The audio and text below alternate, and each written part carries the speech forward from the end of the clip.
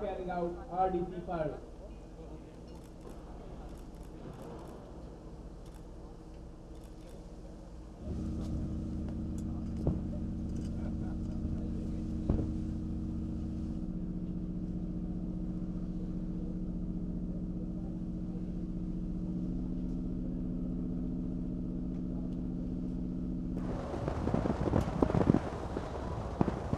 अमन 2019 जो कि अपने हिसाब से इस अमन सीरीज़ की छठी एक्सरसाइज है, इसमें सबसे ख़ास बात यह है कि इस दफ़ा शामिल हाल नेवीज़ जो हैं इसमें उनकी तादाद पहले से काफ़ी ज़्यादा है। 45 मुल्क ममालिक की अफवाज इस मश्क में शामिल हैं।